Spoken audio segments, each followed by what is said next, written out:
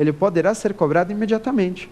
Bom, é isso mesmo, né? Instituir imposto extraordinário de guerra, a cobrança se dará de forma imediata, ou pelo menos tem a condição de ser cobrado de forma imediata. Isso por quê? Ora, na verdade, tem todo o sentido, afinal de contas, você imagina o seguinte, um caso de guerra, um iminência de guerra externa, situação extremamente urgente, certo? Perfeito. Ora, isso significa dizer que a Constituição Federal excepcionou o imposto extraordinário de guerra de observar um princípio muito importante para a gente no direito tributário, que é o princípio da anterioridade.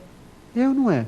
Verdade. O princípio da anterioridade, uma garantia do contribuinte, que informa que toda vez que um tributo for instituído ou majorado, essa instituição, majoração, deverá aguardar pelo exercício financeiro seguinte, bem como pelo aquele prazo mínimo de 90 dias. Você lembra disso? Anterioridade impondo, na verdade, duas regras. Tanto o exercício financeiro seguinte, tanto, na verdade, a espera pelo exercício financeiro seguinte, como também esperar, aguardar por um prazo mínimo de 90 dias.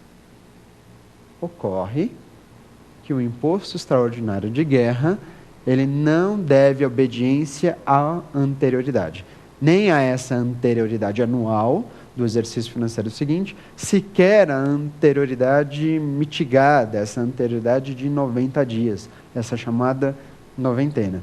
Uma vez instituindo o imposto extraordinário de guerra, não se esqueça, a cobrança poderá se dar de forma imediata.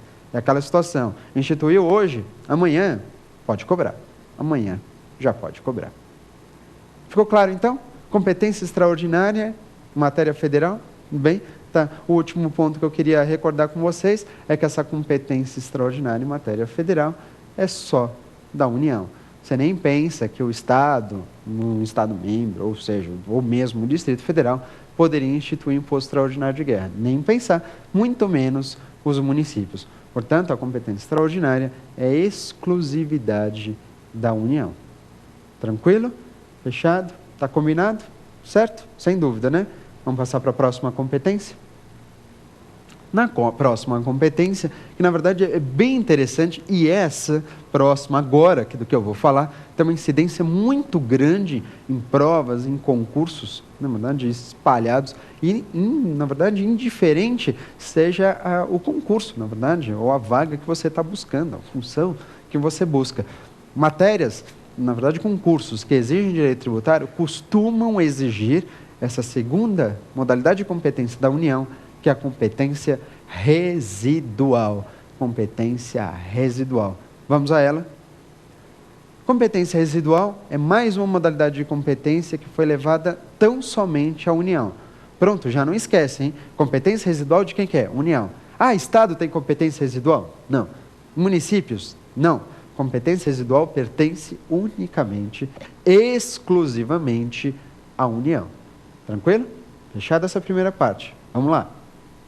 Quando você fala em competência residual, isso significa dizer o quê? Que conforme o artigo 154, inciso 1 da Constituição Federal, essa competência residual permite à União instituir novos impostos. Professor, como assim? Novos impostos? Imagina a União, então, tendo a possibilidade de inventar um imposto. Inventar como? Inventar no sentido de você imaginar a União sentada lá na dela, tranquila, criando, tricotando, imaginando um novo imposto para ser instituído.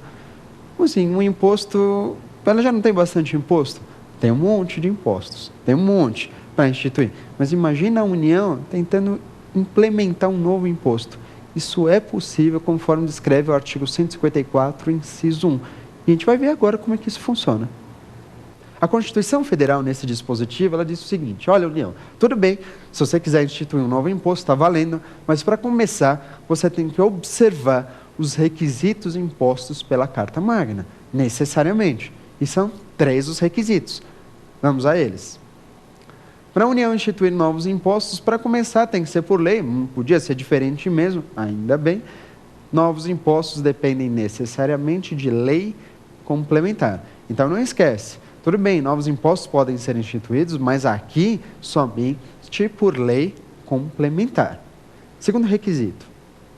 O segundo requisito implica em dizer que esses novos impostos, a partir do momento que forem instituídos, eles devem ter uma característica, eles devem tomar uma característica muito importante para a gente, que na verdade protege especialmente o consumidor, ou seja, a população em geral, é informar que esse imposto ele deve ser caracterizado como um imposto não cumulativo. Ok? Repito para você, esse imposto, esse novo imposto a ser instituído, ele deve ser um imposto não cumulativo. Aquele que preveja um sistema de créditos e débitos, um sistema de compensação de créditos e débitos, onde um novo imposto ao ser instituído, permita, pelo menos, aliviar a carga tributária que possa recair sobre o consumidor final.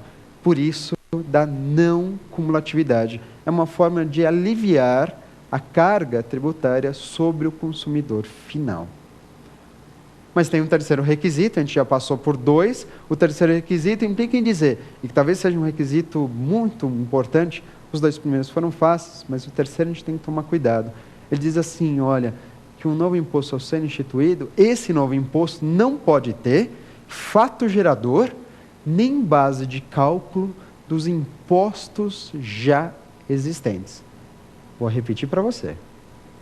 Um novo imposto não pode ter fato gerador, nem base de cálculo dos impostos já discriminados pela Constituição Federal. Como assim? Vamos lá. Isso significa dizer que a União, quando for instituir um imposto, ela precisa pensar muito bem, ela precisa criar muito bem. Porque ela não pode usar nenhum fato gerador que já exista para os impostos já descritos pela Constituição. Ou seja, vamos imaginar que a União queira instituir um novo imposto e queira utilizar como fato gerador o fato de circular mercadoria. Isso pode acontecer? Você vai dizer não. Não por quê? Porque circulação de mercadoria já é fato gerador do ICMS. Então, isso não pode ser utilizado. A União pode usar como fato gerador a questão de prestação de serviços? Você vai dizer, não, porque prestação de serviços já está sujeita a um imposto municipal, neste caso o ISS. A União pode usar como fato gerador uma situação em que, a partir do momento que você oferir renda, estará sujeito a esse novo imposto? Também não, porque o fato de oferir renda está sujeito, claro, ao imposto de renda. E mais, o requisito diz que, além de ter que inventar um fato gerador, a União também precisa se preocupar em criar uma nova base de cálculo, uma base de cálculo inédita. Não pode ser utilizado como base de cálculo, por exemplo, o valor venal do imóvel, porque é base de cálculo do IPTU, porque é base de cálculo do ITBI, o valor venal do veículo, porque é base de cálculo do IPVA, o valor fundiário, que é base de cálculo do ITR.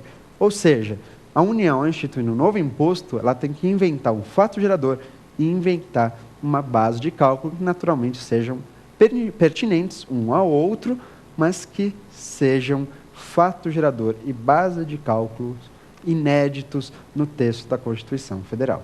Perfeito? Joia? Vamos lá, na verdade, só para resumir e relembrar, quais são os 3 requisitos a serem observados para a instituição de novos impostos? Os 3 requisitos. E aí? Vamos lá. Primeiro, o primeiro requisito. Um novo imposto depende de lei complementar. Vamos lá. Segundo requisito, esse novo imposto precisa ser instituído com a característica da não cumulatividade. E terceiro requisito, esse novo imposto não pode ter fato gerador nem base de cálculo dos impostos já existentes.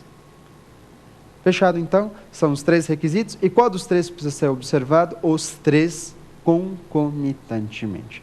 Os 3 ao mesmo tempo. Não é um ou outro que precisa ser observado, não. Os 3 a Constituição impõe como condição para a instituição de um imposto novo, de um imposto residual.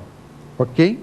Joia. Uma última observação a respeito dessa competência é que ela, na verdade, ela é mais extensa do que a gente imagina, permitindo à União instituir, inclusive, mais tributos. Como assim? Só para fechar esse